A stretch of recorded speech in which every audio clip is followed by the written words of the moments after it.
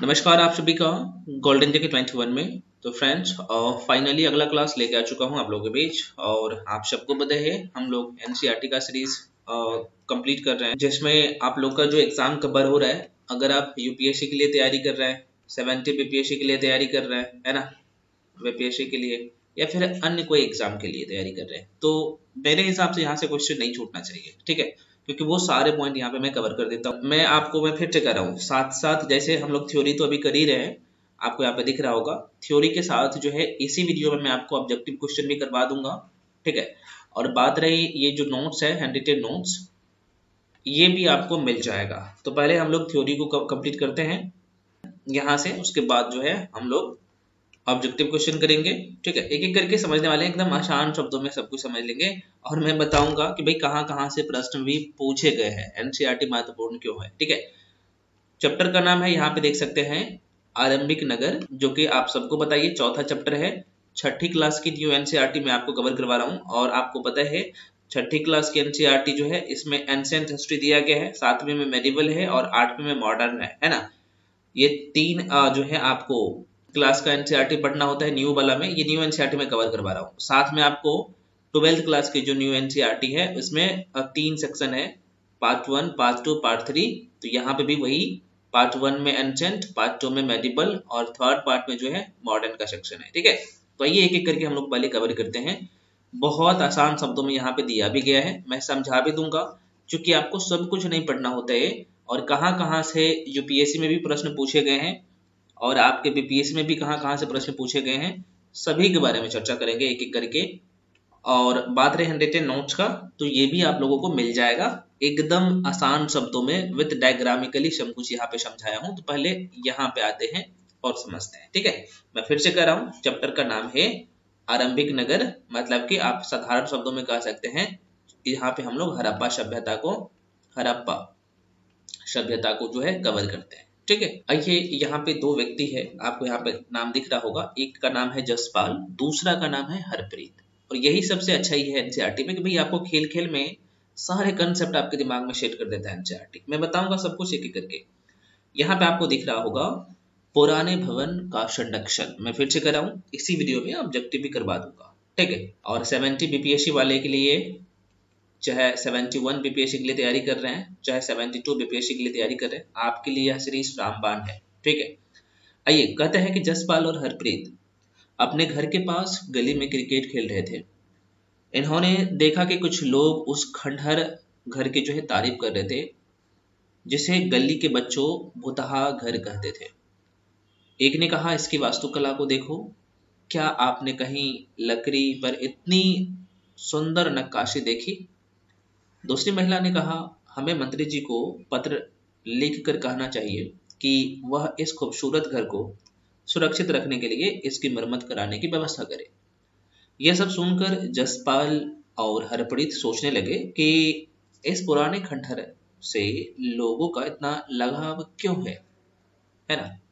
अब यहाँ से ये तो एक कहानी था जो कि इस बच्चों को जानना है दोनों को। आइए मैं आपको दिखाता हूँ कहाँ कहाँ से प्रश्न आते हैं और कैसे कैसे क्वेश्चन पूछे जाते हैं। यहाँ से मैं फिर से कह रहा हूँ, ऑलरेडी मैं 110 नोट्स शॉर्ट नोट्स बना दिया हूँ आप लोगों के लिए, जो लोग पेड कोर्स में है, भी आपको सब कुछ मिल जाएगा, आपको पता है, ठीक है।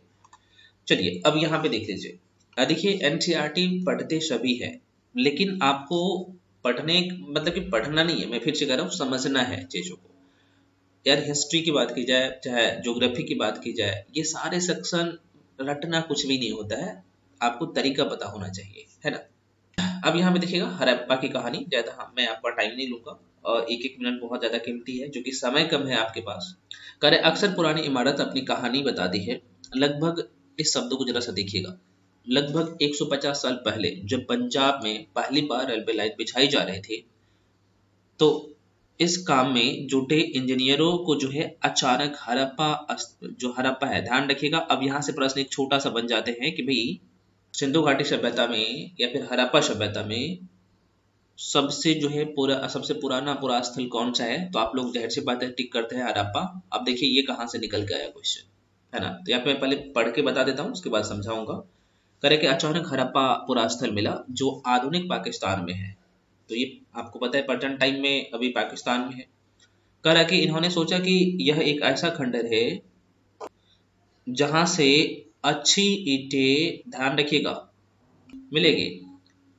यह सोचकर वे हड़प्पा के खंडहरों से हजारों ईंटें जो है उखाड़ ले गए, जिससे इन्होंने रेलवे लाइन बिछाई और कहा गया कि इससे कई इमारत पूरी तरह से, और इससे कई सारे इमारत जो है आपको पता है यहाँ पे नष्ट हो गई। जहर से बात है यार, ईटा उखाड़ के रेलवे लाइन ले जाएगा, यहाँ पे बिछाएगा रेलवे लाइन में, तो ये जहर से बात है ये नष्ट होगा ही, ये बेसिक से बात है। ये मैं अभी कह रहा हूँ, आपके दिमाग में ये सब कहानी छप रहा है ना। यहाँ पे जो चीज रह जाता है तो वो ऑब्जेक्टिव में पूरा हो जाएगा, ऑब्जेक्टिव में जो चीज रह जाता है तो वो जो है डिटेल नोट्स दूंगा वहां पे कवर हो जाएगा। तो कहाँ से जाएगा क्वेश्चन, यहीं से जाएगा। और मैं अभी आपको बता रहा हूँ कहाँ कहाँ से यूपीएससी में भी प्रश्न पूछे गए, वो सारे क्वेश्चन अभी मैं करवा दूंगा कि यूपीएससी में कौन कौन से यहाँ से प्रश्न पूछे गए हैं, बीपीएससी में यहाँ से कौन कौन से प्रश्न पूछे गए हैं। ये सबसे बड़ी बात है, क्योंकि पढ़ने के लिए तो सभी लोग पढ़ते हैं भाई, आपको तरीका पता होना चाहिए कि एग्जाम में क्वेश्चन कहाँ कहाँ से आते हैं। चाहे मैं प्री की बात करूँ, पीटी की बात करूँ, चाहे मेंस की बात करूँ, है ना, दोनों को साथ में मैं लेके चल रहा हूँ। ठीक है, आगे बढ़ते हैं। आगे कहते हैं कि उसके बाद लगभग 80 साल पहले पुरातत्वविदों ने इस स्थल को ढूंढा और तब पता चला कि यह खंडहर, मतलब कि भारतीय उपमहाद्वीप का, यहाँ पे उपमहाद्वीप लिखा हुआ है, तो उपमहाद्वीप के सबसे पुराने शहरों में से एक है। ठीक है, करेक्ट कि चूंकि अब आपसे प्रश्न पूछे जाते हैं कि भाई हड़प्पा सभ्यता का सबसे पुराना शहर जो है कौन था, तो आप कहते हैं, यहाँ पे टिक करते हैं, यहाँ पे हड़प्पा। हालांकि आपके ऑप्शन में मोहनजोदड़ो भी रहता है, तो भाई सब ध्यान रखना, तो मोहनजोदड़ो टिक नहीं करना। करेक्ट कि चूंकि इस नगर की खोज सबसे पहले हुई थी, इसलिए बाद में मिलने वाले इस तरह के सभी पुरास्थलों में जो इमारतें और चीजें मिली, उन्हें हड़प्पा सभ्यता की इमारतें जो है यहाँ पे कहा गया। तो यहाँ पे देखिए दो क्वेश्चन आपके दिमाग में आएगा। हड़प्पा सभ्यता का जो नाम है, ये हड़प्पा सभ्यता क्यों दिया गया है, तो आपको पता है उस क्षेत्र में सबसे पहले जो यहाँ पे स्थल खोजा गया था, हड़प्पा नामक जगह, ये अभी भी है प्रेजेंट टाइम में, हड़प्पा नामक जगह है ना। तो वहीं से जो है ये सबसे पुराना जो है इमारत मिला, हड़प्पा नाम की जो जगह है वहां से। तो इसलिए हड़प्पा सभ्यता का नामकरण पहले हड़प्पा सभ्यता रख दिया गया है। बाद में देखेगा कि ये सभी का सभी जो क्षेत्र है वो सिंधु नदी के किनारे हैं, तो इसलिए सिंधु घाटी का सभ्यता कहा गया है। आगे मैं आपको इसके बारे में बताऊंगा आगे चल के, अभी यहाँ पे समझिए। ठीक है, कह रहे कि इन शहरों का निर्माण लगभग, अब यहाँ पे देखिएगा 4700 साल, 4700 साल पहले हुआ था। अब यहाँ पे देखिएगा, कह रहा है कि यहाँ पे प्रायः पुरानी इमारतों को तोड़कर उनकी जगह नए भवन बनाए जाते हैं, मतलब नए भवन बनाए जाते हैं। तो क्या तुम्हें लगता है कि पुरानी इमारतों को सुरक्षित रखना चाहिए?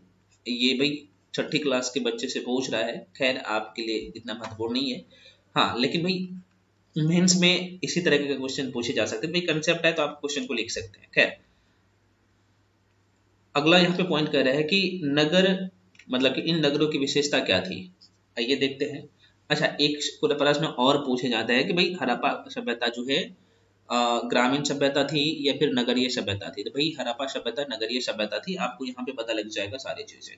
ठीक है, अभी यहाँ पे मैं बॉक्स वाले चीज को भी यहाँ पे पढ़ाऊंगा, जो कि महत्वपूर्ण है, होता है यहाँ पे ये सारी चीजें, तो एक एक करके हम लोग देख रहे हैं। ठीक है, अगर आपको वीडियो स्लो लग रहा है तो फास्ट करके देख सकते हैं, आपके पास वो सारी सुविधा है। तो आइए, यहाँ पे कह रहा है कि इन नगरों की विशेषता क्या थी, तो यहाँ पे देख सकते हैं इन नगरों में से कई दो या उससे ज्यादा, बहुत महत्वपूर्ण पॉइंट है ये, है ना, दो या उससे ज्यादा हिस्सों में विभाजित किया गया था, है ना। प्रायः पश्चिमी भाग जो है छोटा, मैं क्या बोल रहा हूँ, प्रायः जो है ये पश्चिमी भाग छोटा था लेकिन ऊंचाई पर था। कहाँ पे था भैया, ऊंचाई पर।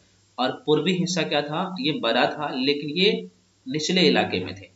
तो आपको थोड़ा सा मैं बता दूं, ये प्रश्न पूछे जाते हैं कि ऊंचाई वाले भाग को पुरातत्वविदों ने ये नगर दुर्ग कहा, जो ऊंचाई वाला हिस्सा होगा, तो जाहिर सी बात है नगर दुर्ग ये होगा, और नीचे वाले हिस्से को जो है इन्होंने नगर कहा, है ना।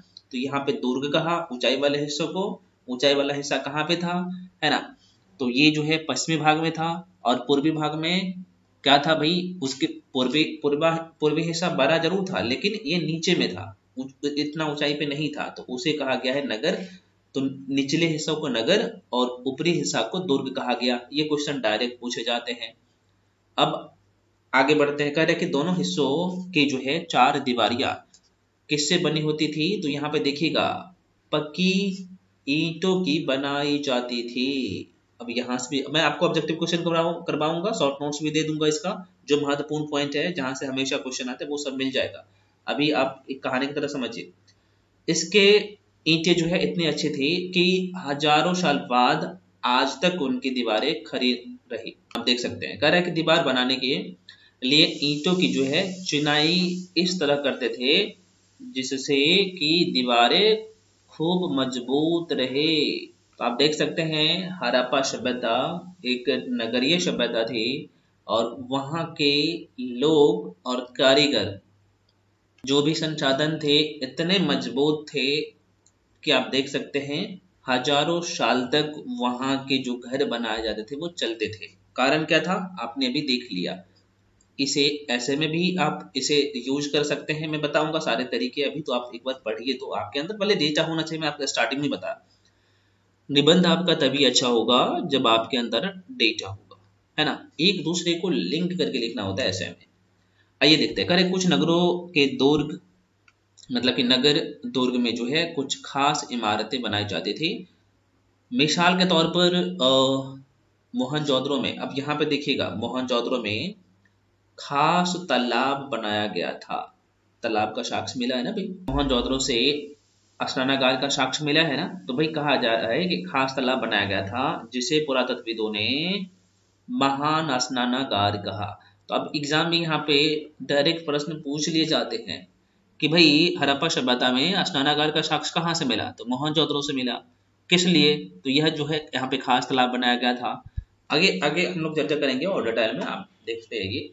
कह कि इस तालाब को बनाने में जो है ईंट और प्लास्टर का, ये ध्यान रखिएगा, प्लास्टर का इस्तेमाल किया गया था। और इसमें पानी का रिसाव रोकने के लिए प्लास्टर के ऊपर जो है चारकोल की परत जो है चढ़ाई गई थी। तो आप देख सकते हैं भाई कितने विकसित था। ये सारे साक्ष्य मिले हैं। कह रहा है कि इस सरोवर में दो तरफ से उतरने वाले सीढ़ियां बनाई गई थी और चारों ओर कमरे बनाए गए थे। हम देख सकते हैं एक तरह से स्विमिंग पूल की तरह था यहाँ पे। इसमें इसमें भरने के लिए पानी कुएं से निकाला जाता था। आपको पता होगा, मतलब कि इस तालाब में जो पानी भरते थे तो वो कुएं से निकाला जाता था, ऐसा कहा जा रहा है। ठीक है, कह रहा है उपयोग के बाद इसे खाली कर दिया जाता था। उस जो स्विमिंग पूल था उस टाइम का स्विमिंग पूल ऐसे कह सकते हैं। शायद यहाँ विशिष्ट जो है नागरिक विशेष अवसरों पर जो है स्नान किया करते होंगे, है ना। तो ये भी है, आप देख सकते हैं। तो स्नानागार के बारे में आपको सारे जो कंफर्मेशन है मिल गया है। स्नानागार क्या था, किससे बना हुआ था, पानी उसमें कहाँ से आते थे। उम्मीद करते हैं ये एनसीईआरटी के अलावा इतना अच्छे तरीके से साधारण शब्दों में आपको कहीं भी नहीं मिलेगा। इसलिए कह रहा हूँ भैया एनसीईआरटी पढ़ो। आपको आप नोट्स में मिल जाएगा, घबराने की जरूरत नहीं है। यहाँ पे मैं एक एक करके एक, यहाँ पे देख सकते हैं डायग्रामिकली मैं सब कुछ समझा दिया हूँ। ठीक है, स्नानागार की बात की जाए, शयनागार की बात की जाए, सब कुछ यहाँ पे समझा दिया हूँ। अलग अलग जगह से अलग अलग जो साक्ष्य मिले वो सब मैं बता दिया हूँ। अभी पहले यहाँ पे एक बार देख लीजिए। कह रहा है कि कालीबंगा और लोथल जैसे अन्य नगरों में अग्निकुंड बहुत इंपॉर्टेंट है। अब अग्निकुंड का साक्ष्य कहाँ से मिला है? यहाँ से डायरेक्ट प्रश्न पूछ लिए जाते हैं कि हड़प्पा सभ्यता में अग्निकुंड का साक्ष्य कहाँ से मिला है। तो ये कालीबंगा कहाँ पे है? अभी मैं आपको मैप पे भी लेके चलूंगा। तो कालीबंगा जो है भैया है राजस्थान में। लोथल कहाँ पे है भैया? तो गुजरात में है ना। तो ये दोनों ऑप्शन रहता है। तो भाई अग्निकुंड का जो है साक्ष्य मिला है कालीबंगा से भी और लोथल से भी, अन्य नगरों से मिला है। तो लेकिन ये आपके ऑप्शन में दोनों दे के पूछे जाते क्वेश्चन। कह रहा है कि जहां तक संभवतः जो है यज्ञ यज्ञ किए जाते थे, ऐसा कहा जा रहा है। तो भाई आपको पता होना चाहिए। तो कहा जा रहा है कि भाई यज्ञ किए जाने का भाई आपको पता है, ये अग्निकुंड मिला है। तो भाई यही तो लोग जो है एज्यूम करेंगे ना। कह रहा है कि हड़प्पा, मोहनजोदड़ो और लोथल जैसे कुछ नगरों में बड़े बड़े भंडार जो है यहाँ पे गृह मिले हैं। ये है महान हड़प्पा सभ्यता का, यहाँ पे लिख देता हूँ भैया, हड़प्पा सभ्यता का महान स्नानागार, जिसमें आप देख सकते हैं यहाँ पे ये तस्वीर स्नानागार है ना। स्विमिंग पूल की तरह भी प्रेजेंट टाइम में जो स्विमिंग पूल में बहुत नहाने जाते हैं, हालांकि अब तो ठंडी का मौसम आ गया, गर्मी में बहुत जाते हैं भैया आप लोग। तो यहाँ पे देखिए कुछ इस तरीके से इसका जो है यहाँ पे डायमेंशन था। ठीक है, आगे बढ़ जाते हैं। अब यहाँ पे देखिएगा भवन, नाले और सड़कें। अच्छा, एक चीज यहाँ पे मैं क्लियर कर देता हूँ, ये चित्र संख्या तीसरा में देख सकते हैं। यहाँ पे आपको दिखेगा, जैसे मान लीजिए आपके एग्जाम में डायरेक्ट प्रश्न पूछे जाते हैं कि भाई मोहनजोदड़ो कौन से नदी के किनारे है, तो देख सकते हैं ये सिंधु नदी के किनारे है। चुनौद्रो, यहाँ पे ये सिंधु नदी ये तंत्र है ना, यहाँ पे सिंधु नदी तंत्र देखेंगे, मैं अभी ज्योग्राफी में पढ़ाऊंगा, घबराने की जरूरत नहीं है। तो यहाँ पे देखिएगा रावी नदी है, तो रावी नदी के किनारे यहाँ पे हड़प्पा है। ये प्रश्न पूछे जाते हैं, जैसे राखेगढ़ी है ना, जैसे चुनौद्रो है, तो ये सिंधु नदी के किनारे है। इस तरीके से धोलावीरा है, ये सब जो है, यहाँ पे लोथल है, तो कौन सा नदी के किनारे है, यह आपसे प्रश्न पूछे जाते हैं। तो मैं सब में बताऊंगा, मैप से यहाँ पे दिया गया सारी चीजें। हाँ, अगर फर्स्ट टाइम आप पढ़ रहे होंगे तो आपको लग रहा होगा कि एक जगह कहाँ पे सारी चीजें मिलेगा, तो मैं तो बता दिया हूँ, एक चीजें आपको यहाँ पे मिल जाएगा, नोट्स में मैं मेंशन कर दिया हूँ। मैं आपको बुक से इसलिए पढ़ा रहा हूँ ताकि आपका एक कहानी दिमाग में छप जाए और आपके मन में ये दुविधा ना रहे कि हमने बुक नहीं पढ़ा, इसलिए मैं लाइन बाय लाइन किताब भी पढ़ा देता हूँ। ठीक है, आइए अब इस पॉइंट को हम लोग कवर करते हैं। कह रहे कि भवन, नाले और सड़कें। तो कह रहे यहाँ पे इन नगरों के घर आमतौर पर जो है 1 या 2 मंजिल के होते थे। घर के आंगन के जो है चारों ओर कमरे बनाए जाते थे। अधिकांश घरों में जो है एक अलग क्या था, तो ये स्नान घर था, और कुछ घरों में कुएं भी होते थे, और ये साक्ष्य में रहे हैं वैज्ञानिकों को, मतलब कि पुरातत्वविदों को, वैज्ञानिकों को नहीं कहा जाए। कह रहा है कि कई नगरों में जो है ढके हुए नाले थे। इन्हें सावधानी से सीधी लाइन में जो है बनाया जाता था, और कहा जा रहा है कि हर नाली में हल्की ढाल होती थी ताकि पानी आसानी से बह सके। तो देख सकते हैं भाई वहां के इंजीनियर कितने जो है एक्सपर्ट थे। मैं तो कहूंगा अभी का इंजीनियर को सीखना चाहिए इससे। कह रहा है कि अक्सर घरों के, मैं सभी इंजीनियर की बात नहीं कर रहा हूँ, अभी आप देखेंगे ना कुछ इंजीनियर गांव में आप जाके देखिएगा कभी कभी, तो यार नाला को ना रोड से ऊपर बना दिया है, अब देखिएगा जाके। हाँ, कह रहा है कि यहाँ पे अक्सर घरों की नाली जो नालियों को जो है सड़कों की नालियों से जोड़ दिया जाता था, जो बाद में बड़े नालों में मिल जाती थी। और ये जो नालों के ढके होने के कारण इनमें जगह जगह पर जो है मेन हॉल बनाए गए थे, जिनके जरिए इनकी देखभाल और सफाई की जा सके। तो देख सकते हैं करे घरों और नालों और सड़कों का जो है निर्माण योजनाबद्ध तरीके से एक साथ किया जाता था। तो आप देख सकते हैं, आपको तस्वीर में भी दिखेगा।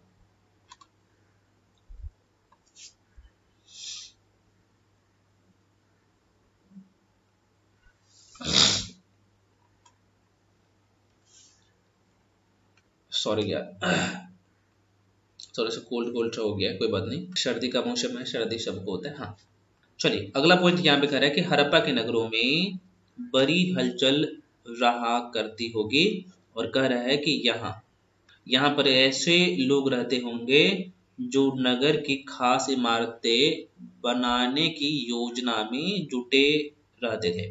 ये संभवतः यहाँ के शासक थे। यह भी संभव है कि ये शासक लोगों को जो है भेजकर दूर दूर से धातु, बहुमूल्य पत्थर और अन्य उपयोगी चीजें मंगवाते थे। शायद शासक लोग खूबसूरत मनकों तथा सोने चांदी से बने आभूषण जैसी कीमती चीजों को अपने जो है पास रखते होंगे, और इन नगरों में जो है लिपिक भी होते थे। ठीक है, आगे बढ़ते हैं। जो मोहरों पर जो है लिखते थे, और आप सबको पता है हड़प्पा सभ्यता की जो लिपि है, जो लिखावट है वहां का, हम लोग पढ़ नहीं पाए हैं, मतलब कुछ डायग्रामिकली है ना, इससे इसलिए कहते हैं कि हड़प्पा सभ्यता की जो लिपि है वो भाव चित्रात्मक है। प्रश्न पूछे जाते हैं, आगे मैं ऑब्जेक्टिव क्वेश्चन में बताऊंगा।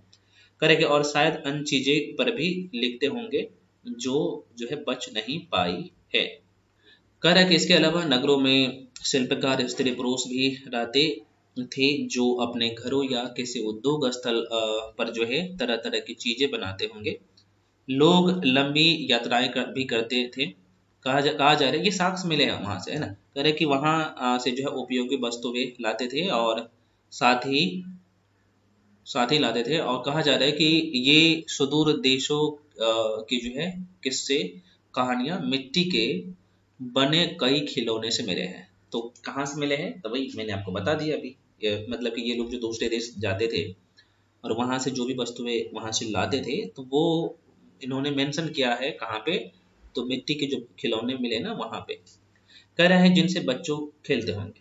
तो फिर से कह रहा हूँ, यहाँ पे लिखा हुआ है सुदूर देशों की किस्से कहानियां मिट्टी के बने कई खिलौने से मिले हैं जिससे बच्चे खेलते होंगे। अब यहाँ पे देख लेते भाई, आप कह रहा है कि नगर में रहने वाले लोग, मैं फिर से कह रहा हूँ हड़प्पा सभ्यता एक नगरीय सभ्यता थी। तो यहाँ पे देखिएगा, नगर में रहने वाले लोगों की एक सूची बनाओ। क्या इनमें से कुछ ऐसे लोग हैं जो मेहरगढ़ जैसे गांव में रहते हैं? तो आपको यहाँ पे पता लगाना है कि मेहरगढ़ अभी प्रेजेंट टाइम में किस राज्य में है, हालांकि मैं बता दूंगा। अब यहाँ पे देख सकते हैं मोहनजोदड़ो का सड़क, उसके बगल में नाला दिखेगा और उसके नीचे यहाँ पे आपको एक कुआं दिखेगा। किस तरीके से ये लोग जो है चीजों को डेकोरेट करते थे। अब यहाँ पे देखिएगा, सबसे ऊपर मोहनजोदड़ो की एक सड़क और उसमें जो है बना नाला, नाला जो है नाला, और ऊपर एक कुआं आप देख सकते हैं। बाईं और नीचे हड़प्पा सभ्यता की मोहर, यहाँ पे सब कुछ आपको दिखेगा। यहाँ पे देख सकते हैं हड़प्पा सभ्यता की ये मोहरें थी, जो इस तरह का यहाँ पे तस्वीर आपको दिखेगा। अगर आपको ये लिपि चल रहा है तो बताइए क्या लिखा हुआ है। इसलिए कह रहे कि हड़प्पा सभ्यता की जो लिपि था ना भाई, ये भाव चित्रात्मक था, भाव चित्रात्मक था। ठीक है, हम लोग पढ़ नहीं पाए हैं, है ना, कुछ डिजाइन टाइप का आपको यहाँ पे दिख रहा हो। कह रहे हैं यहाँ पे कि इस मोहर के ऊपर चिन्ह एक खास लिपि में है ना, चिन्ह जो है यहाँ पे एक खास लिपि में है। कह रहा है कि आपको उपमहाद्वीप में पाए गए लेखन का यह प्राचीनतम उदाहरण है। विद्वानों ने इससे पढ़ने की कोशिश की है लेकिन अभी तक जो है पढ़ा नहीं गया है, मतलब पता ही नहीं चल पाया कि भाई क्या लिखा हुआ है और इसका क्या अर्थ है। दाई, यहाँ पे देखिए लिखा, कह रहा है कि दाई और नीचे पकी ईटी का खिलौना, ये बेसिक ये पकी ईटी का, सॉरी पक्की मिट्टी का जो है यहाँ पे खिलौना है, आपको यहाँ पे दिखेगा कुछ इस तरीके से। अब कि कौन सा ये है आप दिखा दे, बताइएगा कौन से जो है यहाँ पे जानवर है ये। अगला पॉइंट यहाँ पे है नगर और नए शिल्प। अब यहाँ पे कह रहा है कि आप देखिएगा नगर और नए शिल्प। आओ जब कुछ ऐसी चीजें, आओ सब कुछ ऐसी चीजें के बारे में मैं यहाँ पे एक बार रिपीट करता हूँ, आओ सब कुछ ऐसी चीजें के बारे में अध्ययन करें कि, सॉरी सब नहीं है ये, अब है, अब कुछ ऐसी चीजों के बारे में अध्ययन करें जो हड़प्पा के नगरों से प्राप्त हुई है। पुरातत्वविदों को जो है जो चीजें वहां से मिली है उनमें से अधिकतर जो है पत्थर, शंख, तांबे, कांसे, सोने, चांदी जैसे धातुओं से बनाई गई थी। तांबे और कांसे से औजार, हथियार, गहने और बर्तन बनाए जाते थे। सोने और चांदी से गहने और बर्तन भी बनाए जाते थे। कहा जा रहा है यहाँ से मिली सबसे आकर्षक वस्तुओं में जो है मणके, बांट और फलक मिली है। ये आपको यहाँ पे बांट दिखेगा, है ना, कुछ इस तरीके से यहाँ पे साफ साफ लिखा हुआ है ना, आप इसे सरसरी निगाहों से चाहे तो देख सकते हैं। ये और कई सारी तस्वीरें हैं। चलिए आगे बढ़ते हैं। कह रहे कि हड़प्पा सभ्यता के लोग पत्थर की मोहरें बनाते थे और इन आयताकार, ये पृष्ठ संख्या 35 पे बोल रहा है देखने के लिए आपको मोहर, जो कि मैं आपको बता दिया हूँ हड़प्पा सभ्यता की मोहर है। ठीक है, आयताकार मोहर हुआ करते थे। अच्छा मैं बता देता हूँ, यहाँ पे ये जो है ना, ये जो हड़प्पा सभ्यता का जो मोहर था ये कहीं ना कहीं आयताकार दिख रहा होगा। ये है मोहर भाई साहब। कह रहा है कि मोहरे पर जो है सामान्यतः जानवरों का चित्र मिलते हैं, मैंने अभी आपको दिखा दिया। कह रहा है कि हड़प्पा सभ्यता के लोग काले रंग से डिजाइन किए गए खूबसूरत लाल, अब यहाँ से ये वेरी वेरी इंपॉर्टेंट है, कई बार यहाँ से आप क्वेश्चन पूछ दिया। अब इसमें एक बार रिपीट कर रहा हूँ, हड़प्पा सभ्यता के लोग काले रंग से डिजाइन किए हुए खूबसूरत लाल मिट्टी के बर्तन बनाते थे। तो प्रश्न यहाँ से पूछे जाते हैं कि भाई हड़प्पा सभ्यता में जो है बर्तन के ऊपर कौन सा रंग का लेप लगाया जाता था या फिर कौन से रंग से बर्तन को डिजाइन किया जाता था। तो भाई ये पे साफ साफ लाल मिट्टी के बर्तन पर जो है काले रंग का लेप लगाया जाता था। वेरी वेरी इंपॉर्टेंट, और देख सकते हैं एग्जाम में इसी लाइन से क्वेश्चन उठा के पूछे जाते हैं। तो मैं फिर से कह रहा हूँ, तरीका पता होना चाहिए। ठीक है, चलिए आगे बढ़ते हैं। कह रहा है कि अध्याय 3 में तुमने गाँवों के बारे में पढ़ा। मैंने आपको बता चुका हूँ यार गाँव के बारे में सब कुछ, पर आप पूरा पाषाण काल, मध्य पाषाण काल, नव पाषाण काल के बारे में सब कुछ बता दिया हूँ। आखिर तक क्या है, खाल संग्रह क्या है, पहले वाला क्लास अगर नहीं देखे हैं जो लोग तो पूरा क्लास देखिए, ताकि इतिहास का जो है क्वेश्चन आपसे मिस ना। चलिए आगे बढ़ते हैं। कह रहा है यहाँ पे संभवतः 700 साल पहले मेहरगढ़ में जो है कपास वेरी वेरी इंपॉर्टेंट है, प्रश्न पूछे जाते हैं हड़प्पा सभ्यता में कपास का साक्ष्य कहाँ से मिला है, तो भैया मेहरगढ़ से मिला है। ठीक है, तो कह रहा है कि संभवतः 7000 है, 700 नहीं है, 7000 साल पहले मेहरगढ़ में कपास की खेती होती थी और मोहनजोदड़ो से कपड़े का टुकड़ों के अवशेष चांदी के एक जो है कुलदान, ये फूलदान है, फूलदान के ढक्कन तथा कुछ जो है अन्य तांबे की वस्तुएं से चिपके हुए मिले हैं। तो आप देख सकते हैं। अगला पॉइंट कह रहा है कि पक्की मिट्टी तथा फेंस से बनी ये तकलियां हैं, सूत यहाँ पे कताई का संकेत देती है। तो आप देख सकते हैं इस बातों को। कह रहा है यहाँ पे इसमें अधिकांश वस्तुएं का निर्माण विशेषज्ञों ने किया है कि जो उस विभाग से जो है एकदम एक्सपर्ट होंगे। कह रहा है कि विशेषज्ञ उसे कहते हैं जो कि खास चीजों को बनाने के लिए खास प्रशिक्षण लेते हैं। आपको मैंने बता दिया विशेषज्ञ। मान लीजिए आप कंप्यूटर चलाते हैं, तो कंप्यूटर चलाने में जाहिर सी बात है, मान लीजिए अब मैं आपको बता देता हूँ भाई आप MS पॉइंट को ये एप्लीकेशन है उसे चला रहे हैं, तो अगर आपको इसके बारे में नॉलेज अच्छे तरीके से, जाहिर सी बात है आपने कहीं ना कहीं प्रशिक्षण लिया होगा, तो आपको उसके बारे में भी जाहिर सी बात है बहुत अच्छी नॉलेज है, तो इसका विशेषज्ञ है। तो वही कह रहा है यहाँ पे जो भी लोग काम करते थे या फिर वे वस्तुएं बनाते थे, तो भाई उसका जो है विशेषज्ञ थे, उसमें माहिर थे।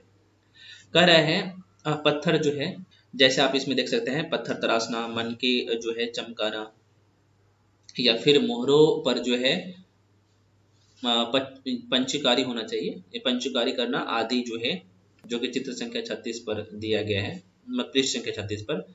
तो कह रहा है कि चित्र संख्या 36 पर देखो कि मूर्ति के चेहरे कितने आकर्षक ढंग से बनाया गया है। जैसे बात है उस डिपार्टमेंट में उसे अच्छे से नॉलेज है, मतलब उस फील्ड में उसका नॉलेज अच्छा होगा। और कह रहा है कि उसकी दाढ़ी कितनी अच्छी तरह से जो है दर्शाई गई है ना, यहाँ पे आप देख सकते हैं। तो भाई जिनको नॉलेज नहीं होगा तो भाई कैसे बना सकते हैं, तो जाहिर सी बात है इस विभाग में वो विशेषज्ञ रहे होंगे, है ना, इस विभाग का जानकार होंगे मूर्ति बनाने में। और यहाँ पे देखते दाढ़ी कितने अच्छे से बनाया गया है, कितने अच्छे से यहाँ पे उसमें जो है कपड़े का डिजाइन बनाया गया है ना इसके ऊपर, तो इसमें एक्सपर्ट होंगे उस समय पे लोग। ठीक है, कह रहा है यह किसी विशेषज्ञ मूर्तिकार का एक ही विशेषज्ञ मूर्तिकार का ही काम हो सकता है, ऐसे कहा जा रहा है। कह रहे कि हर व्यक्ति विशेषज्ञ नहीं हो सकता था। हमें यह पता नहीं है कि क्या सिर्फ पुरुष ही ऐसे कामों में प्रशिक्षण हासिल करते थे या फिर केवल महिलाएं ही, ये अभी जानकारी नहीं मिला है, जानकारी का अभाव है। कह रहे कि शायद कुछ महिलाएं और पुरुष दोनों ही इस काम को करते होंगे या फिर उसमें दक्ष होंगे। ठीक है,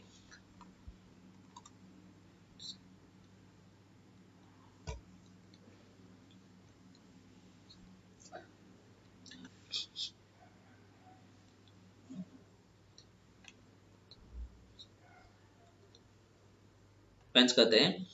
और बालू या ये जो स्फेटिक पत्थर के चूर्ण क्या गोद, ये गोंद है, गोंद में मिलाकर जो है उनसे वस्तु बनाई जाती थी। कहा जा रहा है कि उसके बाद इन वस्तुओं पर एक चिकनी परत जो है चढ़ाई जाती थी और इस चिकनी परत के रंग प्रायः नीले और हल्के समुद्री, यहाँ पे आपको दिख रहा होगा, होते थे। फैंस से जो है मन के चूड़ियाँ, बाले और छोटे बर्तन भी बनाया करते हैं। तो ये अगर पूछा जाए, और यही बॉक्स की चीज ना आपके एग्जाम में उठा के पेपर में चिपका दिए जाते हैं। ठीक है, और हम लोग क्या करते हैं, इसे नजरअंदाज करते हैं। ठीक है, तो फैंस के बारे में थोड़ा सा ध्यान रखिएगा। आगे करते हैं कि कच्चे माल की खोज। करें कच्चा माल उन पदार्थों को कहते हैं जो या तो प्राकृतिक रूप से मिलते हैं या फिर किसान या पशुपालक उनका उत्पादन करते हैं, जैसे लकड़ी हो गया, धातुएं, अयस्क प्राकृतिक रूप में से जो है उपलब्ध कच्चे माल है। आपको पता है कच्चे माल तो सबको पता होता है यार क्या होता है।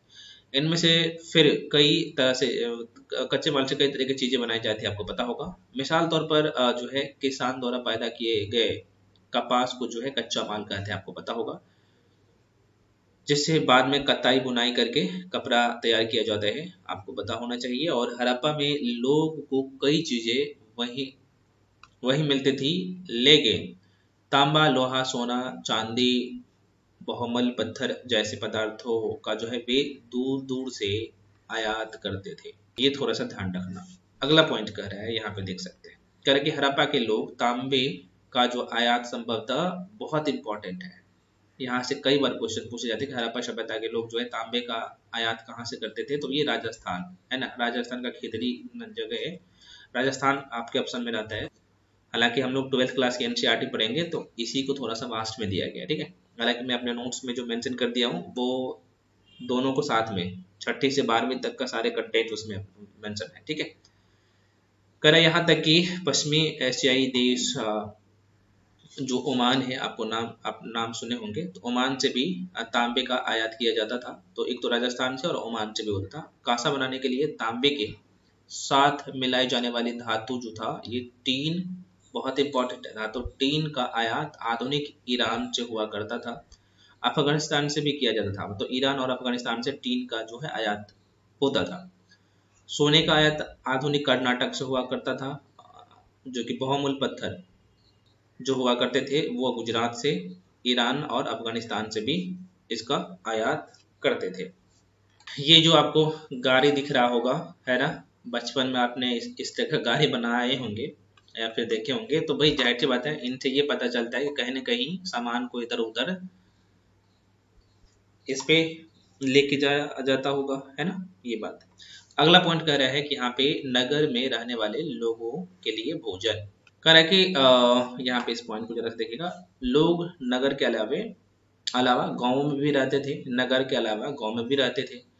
वे अनाज उगाते थे और जानवर पालते थे। किसान और चरवाहे, ध्यान रखिएगा, किसान और चरवाहे ही शहर में रहने वाले शासकों, लेखकों और दस्तकारों को खाने के सामान देते थे। आप देख सकते हैं, जैसे बात वही देगा ना।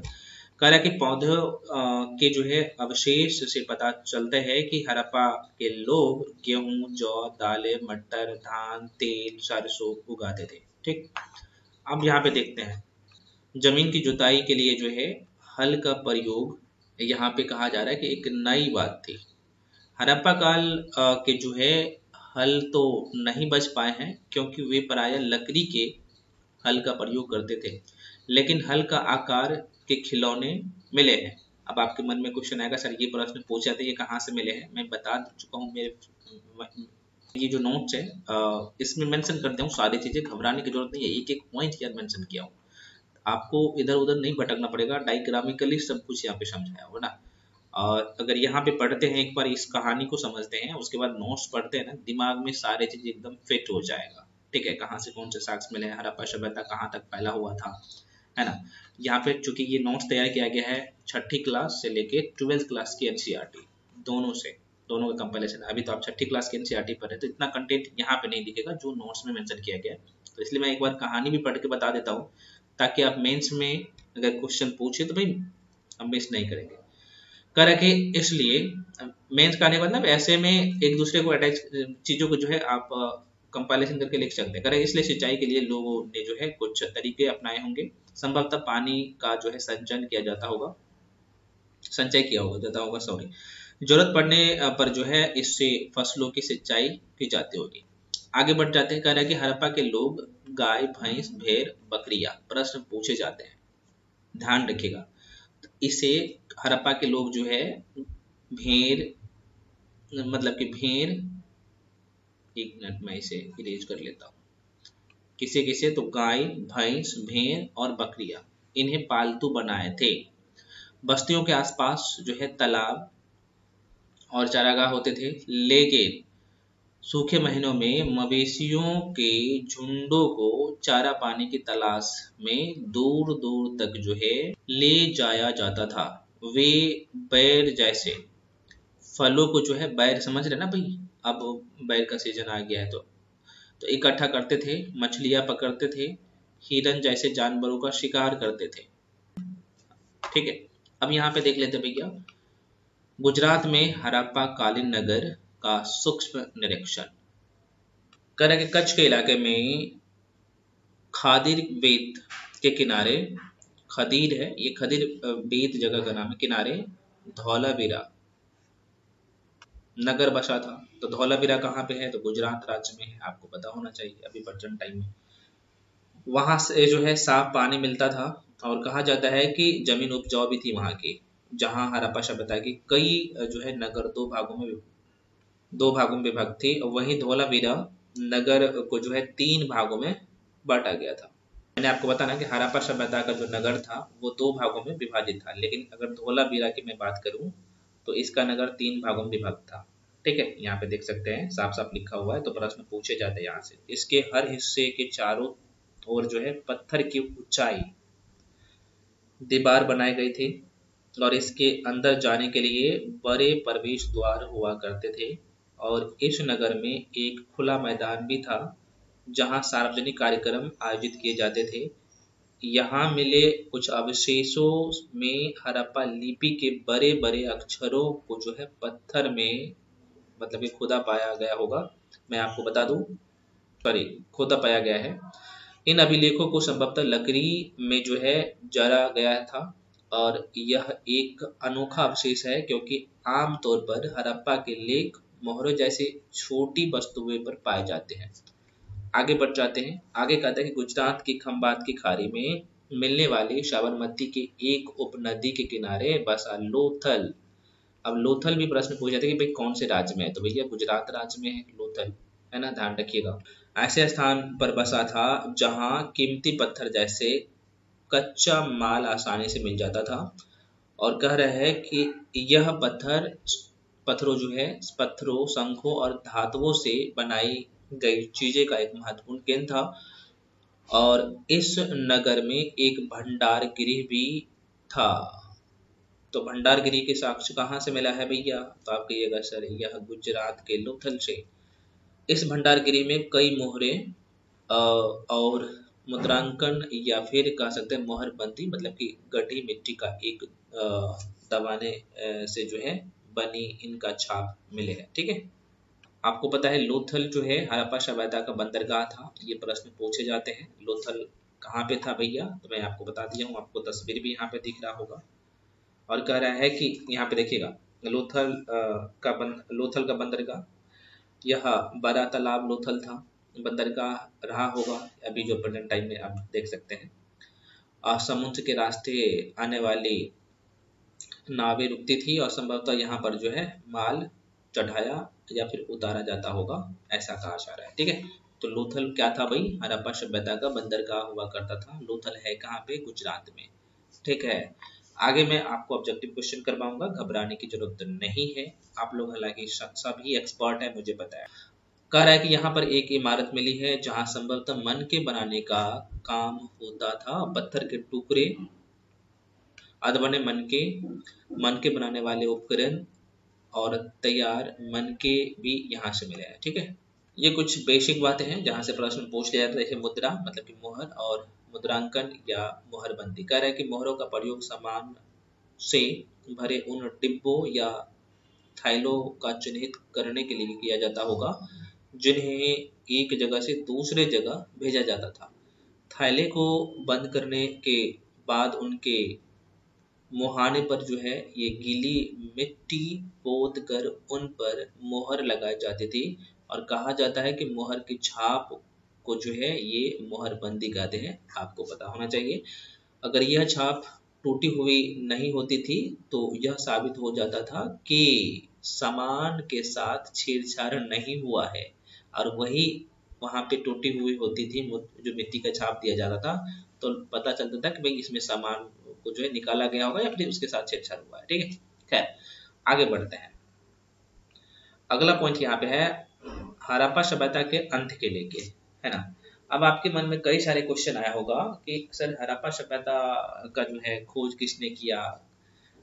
इसके बाद अगर प्रश्न पूछा जाए मोहनजोदड़ो का खोज किसने किया, अलग अलग आपके प्रश्न आते रहेंगे आपके दिमाग में, है ना, कि हड़प्पा सभ्यता का विस्तार कहाँ से कहाँ तक था। ये सारी चीजें ये नोट्स में मैं मेंशन कर दूं। ये 12वीं क्लास की जो एनसीईआरटी पढ़िएगा ना, 12th क्लास की एनसीईआरटी, तो वो सारी चीज मिलेगा आपको। एक यहाँ पे हड़प्पा सभ्यता की कहानी समझने को मिल रहा है। ठीक है, अब यहाँ पे कह रहे हैं लगभग 3900 साल पहले एक बड़ा बदलाव देखने को मिलता है। अचानक लोगों ने इन हड़प्पा सभ्यता का अंत कैसे हुआ है। ठीक है, हालांकि अलग अलग विद्वानों का अलग अलग मानना है। एनसीईआरटी क्या कहते हैं जरा सा देख लीजिएगा।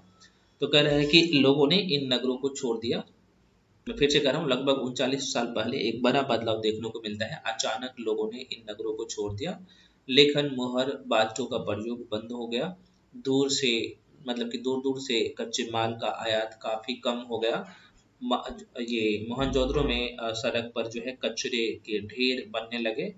और कह रहा है कि जल निकास प्रणाली नष्ट हो गई और सड़क पर जो है पर ही यहाँ पे झुग्गी नुमा घर जो है मतलब कि झुग्गी झुग्गी नहीं बना के रहता है, तो झुग्गी नुमा घर जो है बनाने लगे। यह सब क्यों यह सब क्यों हुआ पता नहीं। कह रहा है कि कुछ विद्वानों का कहना है कि नदियां सूख गई थी। अन्य का कहना है कि जंगलों का विनाश हो गया था। इसका कारण ये भी हो सकता है कि ईंटें पकाने के लिए ईंधन की जरूरत पड़ती थी। इसके अलावा मवेशियों के बड़े बड़े झुंडों का चारागाह और घास वाले मैदान समाप्त हो गए होंगे। कुछ इलाकों में बाढ़ आ गई, लेकिन इन कारणों से यह स्पष्ट नहीं हो पाया है कि क्योंकि अलग अलग विद्वानों का अलग अलग मानना है, तो वही कह रहा है कि नहीं स्पष्ट हो पाया कि नगरों का अंत कैसे हो गया, क्योंकि बाढ़ और नदियों के सूखने का असर कुछ ही इलाकों में होगा। ऐसा लगता है कि शासकों का नियंत्रण समाप्त हो गया है। जो भी हुआ हो, परिवर्तन का असर बिल्कुल साफ दिखाई देता है। आधुनिक पाकिस्तान के सिंध और पंजाब के बस्तियों उजड़ गए थी। कई लोग पूर्व और दक्षिण के इलाकों में नई और छोटी बस्तियां में जाकर बस गए। इसके लगभग 1400 साल, ये 1400 है ना, 1400 साल बाद नए नगरों का विकास हुआ और इनके बारे में तुम अध्याय 6 अध्याय 9 में पढ़ोगे। ठीक है, तो ये बातें है एनसीईआरटी की कहानी। ये तो रहा कुछ बेसिक बातें। मैं फिर से कह रहा हूँ, हड़प्पा सभ्यता के बारे में कंप्लीट इन्फॉर्मेशन आपको इस नोट्स में, जब मैं इस नोट से पढ़ाऊंगा, जब कंप्लीट हो जाएगा ये एनसीईआरटी का ये पूरा सीरीज, तब मैं आपको डिटेल नोट से पढ़ाऊंगा। तो आपको यहाँ पे सब कुछ मिलेगा, ये नोट्स मिलेगा, कंप्लीट पीडीएफ वीडियो उसका सब मिल जाएगा। तो मैं सब कुछ बता दूंगा, एक एक दिमाग में चीजें छाप दूंगा। ठीक है, तो अभी आप इतना पढ़िए। देखिए यहाँ पे मैं सब कुछ लिख दिया हूँ ना, जीवन शैली उसका कैसा था, व्यापार वाणिज्य वो कहाँ से करते थे, है ना, कहाँ से कौन सी वस्तु जो है यहाँ पे आयात करते थे, है ना, जैसे तांबा चांदी सोना, मैं सब मेंशन कर दिया हूँ भाई साहब, आपको घबराने की जरूरत नहीं था, है ना। इसका जो है वन व्यवस्था कौन सा था, हड़प्पा सभ्यता के कौन से वर्ग के लोग रहते थे, शासन व्यवस्था किसके हाथ में था, कौन सा हड़प्पा सभ्यता का कौन सा स्थल कौन सी नदी के किनारे है, उसका खोजकर्ता कौन है, सब कुछ एच एंड एवरीथिंग मैं आपको पढ़ा चुका हूँ, इस नोट्स में दे चुका हूँ। अन्नागार का साक्ष्य कहाँ से मिला है, पशुपालन का साक्ष्य, धार्मिक विशेष क्या था इसका, कृषि और पशुपालन, ये सब कुछ मैं यहाँ पे लिख चुका हूँ। नगरीय विशेषता क्या थी, ठीक है, यहाँ पे आपको देख सकते हैं सारी चीज़ में मेंशन कर दिया हूँ, तो घबराने की जरूरत नहीं है। पहले हम लोग एनसीईआरटी को कवर कर लेते हैं, उसके बाद अच्छा ये जो पूरे जो पैकेज है, आप हालांकि अगर हो सकता है अगर मैं ये वीडियो यूट्यूब पे डालूं, है ना, यूट्यूब पे अगर जाता है तो ये भाई पेड क्लास चल रहा है। ठीक है, तो पेड क्लास में ये सारे पैकेज आपको मिलेगा, जिसका फी आपको पता है, टेलीग्राम पे जाके जुड़ जाइए, जो पब्लिक टेलीग्राम चैनल है वहाँ पे मिल जाएगा, वहाँ पे नंबर भी दिया गया है। जो भी इन्फॉर्मेशन लेना है तो वहाँ से आप जाकर टेलीग्राम पे जुड़ जाइए, वहाँ पे नंबर दिया गया है, कॉल करके इन्फॉर्मेशन ले सकते हैं, है ना। जो लोग आना चाहते हैं, इच्छुक है, तो भाई आ सकते हैं, एकदम जीरो से सब कुछ पढ़ा रहे हैं, एनसीईआरटी का पूरा सीरीज, और साथ में थ्योरी और ऑब्जेक्टिव एक साथ हम लोग पढ़ रहे हैं। और मैं आपको हैंडरिटन नोट्स दूंगा, उसका वीडियो पीडीएफ। इसके अलावा मैं कह रहा हूँ आपको कुछ पढ़ने का जरूरत ही नहीं पड़ेगा, मॉक टेस्ट लगाना, सेट प्रैक्टिस लगाना, पीवाईक्यू करना, काम हो जाएगा बिल्कुल। आप यहाँ से क्वेश्चन गलत नहीं करेंगे। ठीक है, अब आइए हम लोग ऑब्जेक्टिव क्वेश्चन को करते हैं। तो चलिए, पहला क्वेश्चन आपके सामने है, कह रहा है कि भारतीय उपमहाद्वीप में कई, ये वही चैप्टर है, चौथा नंबर का देख सकते हैं। तो कह रहा है कि भारतीय उपमहाद्वीप में कई आरंभिक नगरीय जो है खोजे गए। तो सबसे पहले खोजा गया नगर निम्नलिखित में से कौन सा है, तो मैंने आपको बताया हूँ ना, हड़प्पा, है ना, और ये प्रेजेंट टाइम में आधुनिक पाकिस्तान में है। कौन से नदी के किनारे हैं आप लोग बताइएगा, मैं बता चुका हूँ इसके बारे में। अगला क्वेश्चन आपके सामने है, कह रहा है कि हड़प्पा पुरास्थल निम्नलिखित में से किस स्थान पर है, किस स्थान पे है हड़प्पा पुरास्थल, है ना। ध्यान रहे, यह अब पाकिस्तान में नहीं है, ध्यान रखना, ये पंजाब पाकिस्तान में है। अभी मैं आपको पढ़ाया हूँ ना, अभी पढ़ाया हूँ, जस्ट कुछ देर पहले बताया। तो ये आंसर सी हो जाएगा। वेरी वेरी इंपॉर्टेंट क्वेश्चन है और ये यूपीएससी में क्वेश्चन पूछ लिया गया था। ठीक है, 2012 में ऐसा ही कुछ था, 2011 या 12 में क्वेश्चन पूछा गया। अगला क्वेश्चन आपके सामने है। क्वेश्चन करा कि हड़प्पा सभ्यता के नगरों की विशेषता के संदर्भ में निम्नलिखित कथनों पर विचार करना है ना। कौन सा कथन सही नहीं है। अब देखिए ये भी क्वेश्चन यूपीएससी में पूछा गया क्वेश्चन है, 2018 या 19 में क्वेश्चन पूछा गया है। ठीक है, अब इस तरीके के क्वेश्चन पूछ लेना और देखिए 6ठी क्लास के एनसीईआरटी से डायरेक्ट क्वेश्चन उठा के पूछा गया है। तो क्या कह रहा है वह इन नगरों में, देखिए क्वेश्चन को सही से बनाइए, बना लीजिएगा। कह रहा है कि इन नगरों में से कई नगरों को 2 या उससे अधिक हिस्सों में क्या गया था, विभाजित किया गया था। मैंने आपको बताया ना, दो हिस्सों में तो विभाजित किया ही गया था। और लोथल का जो क्षेत्र था वहां पे 3 हिस्सों में विभाजित किया गया था, तो 2 या 2 से अधिक, तो ये बिल्कुल सही है। कह रहा कि सामान्यतः पश्चिमी भाग छोटा होता था। मैंने आपको बताया ना कि पश्चिमी भाग छोटा होता था। हड़प्पा सभ्यता का जो पश्चिमी भाग वाला जो हिस्सा था वो छोटा था लेकिन ऊंचाई पर था, है ना, जिसे दुर्ग कहा गया है। मैं आपको बताया ना। लेकिन वहां पे कहा जा रहा है जो है पूर्वी हिस्सा जो है क्या था, बड़ा था, लेकिन ये निचले इलाके थे जिसे हम लोग नगर कहते हैं। मैंने आपको अभी बताया हूँ। ठीक है, तो ये बिल्कुल सही है। आपको गलत ढूंढना है। ठीक है, कौन सा सही नहीं।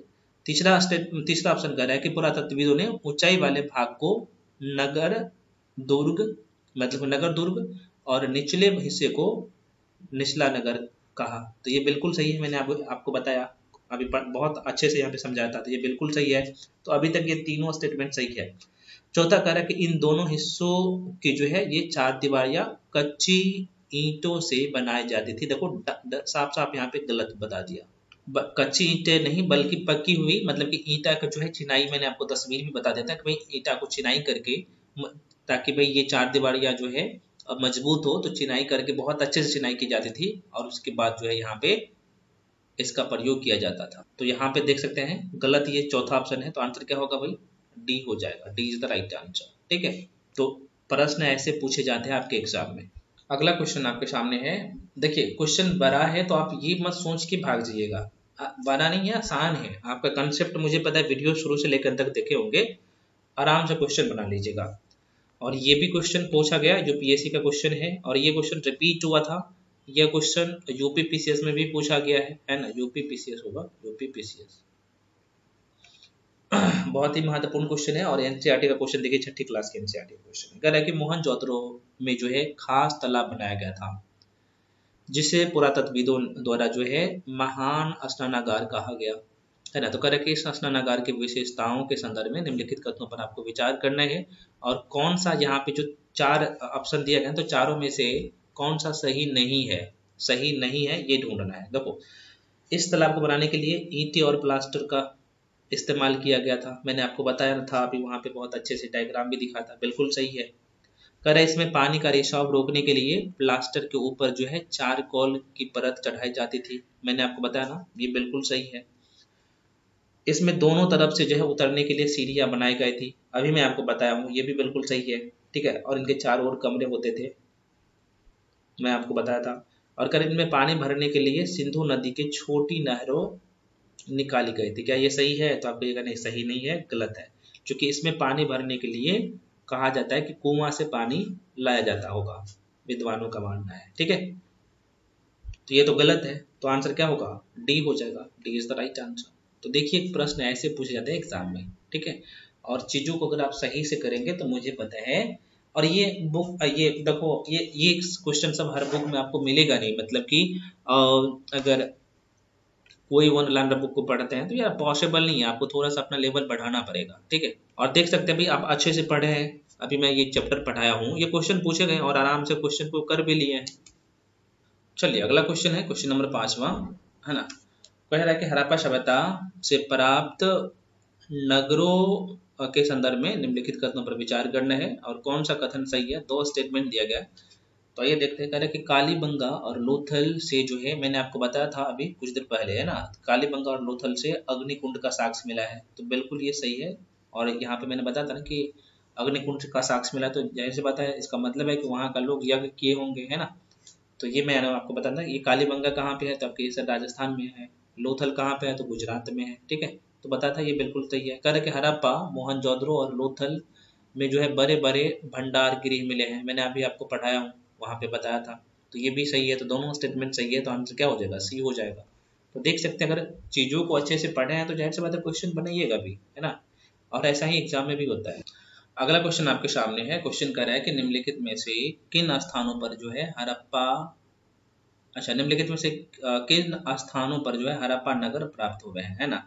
देखो यहाँ से मिला, सिंध से भी मिला है, जो कि पाकिस्तान से भी हड़प्पा का जो है स्थल मिला है, गुजरात से भी मिला है, राजस्थान से मिला है, पंजाब से मिला है, हरियाणा से मिला है। तो ये सभी हो जाएगा, मैंने आपको बताया ना कि अलग अलग जगह से अलग अलग साक्ष्य मिले हैं, तो ये सब हो जाएगा, ठीक है। तो ये थोड़ा सा आपको ध्यान रखना है। और हड़प्पा सभ्यता की अगर बात करें तो अगर मैं यहाँ पे थोड़ा सा मैप से बताऊँ, हालांकि नोट्स में मैं मेंशन कर दिया हूँ ये सारी चीज़ें, है ना। तो अगर आप देखिएगा हड़प्पा सभ्यता तो कुछ इस तरीके से फैला हुआ था, यहाँ से लेके कुछ इस तरीके यूपी तक इस तरीके से था, गुजरात करके इस तरीके से, है ना, कुछ इस तरीके से हड़प्पा सभ्यता फैला हुआ था, है ना। तो इसका सबसे पूर्वी बिंदु यूपी में था, महाराष्ट्र में था सबसे दक्षिणी बिंदु, उत्तर में जम्मू कश्मीर तक था, थोड़ा सा यहाँ पे मैं जम्मू कश्मीर के बांडा तक था उत्तरी बिंदु, और यहाँ पे जो पश्चिमी बिंदु था ये पाकिस्तान तक था, इस तरीके से फैला हुआ था। तो 3 हिस्सा इसका भारत में था, सबसे लास्ट बिंदु, और चौथा हिस्सा इसका कश्मीर में था, सॉरी पाकिस्तान में था। बताऊंगा डायग्राम से, मैं समझाऊंगा, मैप पे मैं बहुत अच्छे से पढ़ाया हूँ, मैं भी आपको दिखा भी दिया हूँ, ठीक है। यहाँ पे कुछ इस तरीके से आपको दिखेगा, ठीक है। एक मिनट रुको, क्या हो गया, हाँ, जैसे हड़प्पा सभ्यता के विस्तार की बात की तो यहाँ पे मैं मेंशन कर दिया हूँ, आपको यहाँ पे दिखेगा साफ साफ, मैं थोड़ा सा जूम कर लूँ, कोई बात नहीं। तो यहाँ पे ये हड़प्पा सभ्यता जो है यहाँ पे आपको दिखेगा, इसमें टोटल 30-35 क्वेश्चन है, 4, है ना। तो मैं यहाँ पे पेड ग्रुप में उसका कंप्लीट जो है पीडीएफ डाल दूंगा ऑब्जेक्टिव का, तो आप लोग ऑब्जेक्टिव जरूर बनाएंगे। देखिए हड़प्पा सभ्यता कुछ इस तरीके से फैला हुआ था, है ना। ये हड़प्पा सभ्यता की अगर बात करें तो कुछ इस तरीके से फैला हुआ था यहाँ पे, ठीक। तो ये जम्मू कश्मीर का, यहाँ पे मांदा जो है, यहाँ पे चिनाब नदी किनारे, तो जम्मू कश्मीर में यहाँ तक फैला हुआ था, इधर यूपी तक फैला हुआ था, आलमगीर यूपी के आलमगीरपुर में, है ना। यहाँ जो है महाराष्ट्र का जो है जगह का नाम है अहमदनगर, महाराष्ट्र में है ये दैमाबाद, और ये पाकिस्तान का जो जगह है आप देख सकते हैं सुल्तान गंडोर, यहाँ तक पश्चिम में फैला हुआ था। तो प्रश्न हालांकि छोटे से पूछ ले जाते हैं कौन से नदी के कौन से किनारे हैं, तो मैं फिर से कर रहा हूँ, ये पीडीएफ जो दूंगा ना तो वो सब आपका कवर हो जाएगा। फिर से कर रहा हूँ, ऑब्जेक्टिव क्वेश्चन लगभग यहाँ पे 35 के आसपास में क्वेश्चन है, तो अभी 5-7 क्वेश्चन ही मैं करवाया हूँ, तो इसका कंप्लीट ग्राम पे ऑब्जेक्टिव वाला डाल दूंगा, ठीक है, उसका विद सोल्यूशन के साथ। तो जाहिर सी बात है डाल चुका हूँ पूरा, तो आप लोग कर लीजिए, और ध्यान रखिए पेड ग्रुप में सब मिलता है भैया, ठीक है ना। ये है पेड ग्रुप में, हो सकता है मैं फिर कर रहा हूँ अगर ये यूट्यूब पे वीडियो जाए तो ठीक है, नहीं तो कोई बात ही नहीं। हाँ, जो लोग अगर यूट्यूब पे वीडियो जाता है, तो जो लोग इच्छुक है पढ़ना चाहते हैं मेरे साथ, अभी आपको पता है कि यहाँ पे ये 3499 का जो है ये कंप्लीट पैकेज है, इसमें आपको प्री और मेंस दोनों को एक साथ में आप लोगों के लिए लेके चल रहा हूँ। अभी तो 6ठी क्लास की एनसीईआरटी चल रहा है, बाकी हम लोग 11th-12th सबका पढ़ेंगे, तो बहुत कायदे से मैं आपको सारी चीजें समझाने वाला हूँ, तो उसके लिए निश्चिंत रहिए। जो लोग इच्छुक है आ सकते हैं, जो भी जानकारी लेना है यहाँ पे 9341766130 इस नंबर पे कॉल करके इन्फॉर्मेशन ले सकते हैं कोर्स के रिगार्डिंग। और ध्यान रहे करंट अफेयर्स के लेके आप लोग बोल रहे थे, मैं बता चुका हूँ करंट अफेयर्स करवाऊंगा पूरा, और मैं जितना बताया हूँ आप लोगों को भाई उतना करते जाइए, ठीक है। इस बार प्री में बहुत अच्छे स्कोर होगा, और 70 बीपीएससी में आप सबको पता है कि भाई कितने अच्छे सीट रहने वाले हैं, है ना। तो इस बार बिल्कुल नहीं चूकना है, अच्छे से पढ़िए ताकि आप लोग का सिलेक्शन हो, और पक्का होगा यार, सही चीज़ों को सही से आपको एक बार करना पड़ेगा, आप डीप में जाना पड़ेगा। और जाहिर सी बात है एनसीईआरटी को कवर कर रहे हैं, देखिए ये जो नोट्स मैं तैयार किया हूँ एनसीईआरटी का तो है ही, साथ में स्टैंडर्ड बुक का भी कंपाइलेशन है ना। एनसीईआरटी में कुछ चीज़ें मिसिंग है जो कि, हाँ, लेकिन एनसीईआरटी में इतना तो दिया गया है कि आपका कंसेप्ट बहुत अच्छा हो जाए, किसी भी एंगल से क्वेश्चन दे तो भाई कैसे भी करके अगर आपका कमांड अच्छा से है तो क्वेश्चन बना सकते हैं। अभी सिर्फ 6ठी क्लास की एनसीईआरटी आपने पढ़े हैं तो आपको बहुत कुछ सीखने को मिला होगा, है ना। अभी 12th क्लास की एनसीईआरटी जब पढ़ाऊंगा ना तब देखिएगा कितना मजा आता है, ठीक है। तो इसलिए एनसीईआरटी बहुत ही महत्वपूर्ण है, साथ में आपको एडिटेड नोट्स मिल जाता है, तो भाई ये सभी सेक्शन के लिए मिलेगा। तो फ्रेंड्स मिलते हैं अगले वीडियो में ज्योग्राफी के साथ, तब तक के लिए जय हिंद।